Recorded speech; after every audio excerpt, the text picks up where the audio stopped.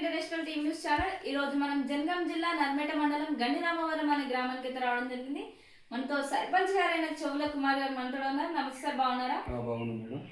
Sir, రాబోయే 5 సంవత్సరాలలో మీ గ్రామాన్ని మీరు ఎలా డెవలప్ చేద్దాం అనుకుంటున్నారు? మేము గెలిచి ప్రజలు అయితే మమ్మల్ని ఓటేసి గెలిపించుకున్నారు. మేము ఏకగ్రీవం ఏం లేదు, అందరూ పోటీలతో గెలిచినాము. ప్రజలు మమ్మల్ని నమ్మింది ఏంటంటే ఆ వ్యక్తి అయితేనే ఊరు బాగా చేస్తాడు, అన్ని పనులకు ముందుంటాడు అని చెప్పారు మేడం. మాకు మళ్ళా ఈ స్కూల్ కానీ గ్రామ పంచాయతీ కానీ, మా గ్రామ పంచాయతీ ఈ పిల్లగాడైతే ఈ సర్పంచ్ అయితేనే కట్టిస్తారు. ఇదివరకు 10 ఏళ్ళ కింద సర్పంచులు ఇద్దరు వచ్చారు. ఇద్దరు టీఆర్ఎస్ ప్రభుత్వంలో ఇద్దరికి శాంక్షన్ అయింది, వాళ్ళు తీసేసారు. అయినా మేము కడదామని మేము సిద్ధంగా ఉంది. ఇప్పటికైతే మేము మంత్రిని, మా ఎమ్మెల్యేను వీళ్ళందరినీ, కుమార్ ప్రతాప్ రెడ్డి సారు, మా మండలంలో వీళ్ళందరూ చెప్పుకొని మేమైతే ముందుకు వెళ్తున్నాం. ఒకసారి మీ గ్రామంలో ప్రజెంట్ ఎలాంటి సమస్యలు అనేవి ఉన్నాయి? మా గ్రామంలో ప్రస్తుతానికైతే చాలా ఇబ్బంది ఉంది మేడం. ఈ కోతులు ఒకటి ఉంది, మా ఊళ్ళో చెట్లు బాగున్నాయి, కట్టపంటి చెట్లు బాగా ఉండే వల్ల కోతులు మాత్రం అక్కడనే బాగుంటుంది. ఇంకొకటి మా ఊరికి, మా మండలం నర్మేట మండలంలో గండిరామవరం అనేది మూల కొట్టుకుంది మేడం. అందులో మా ఊరికి ఒక బస్సు వస్తలేదు. అది స్కూల్ ఉన్నప్పుడే బస్సు వస్తుంది.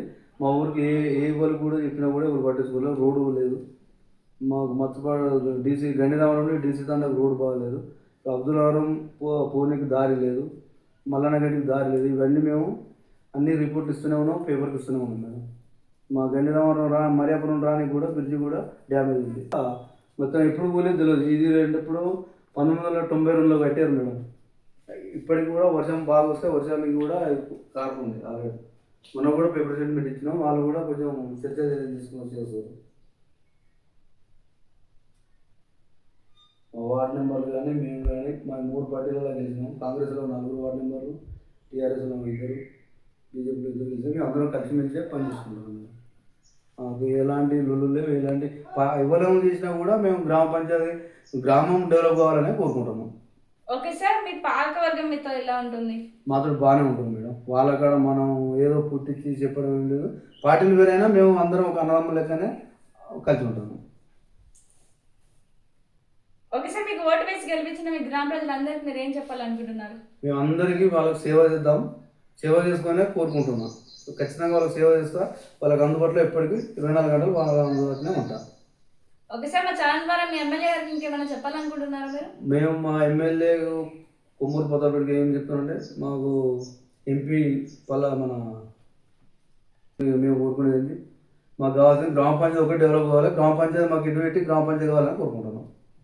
ఓకే సార్, మా ఛానల్ ద్వారా ఇంకేమైనా చెప్పాలనుకుంటున్నారా మీరు?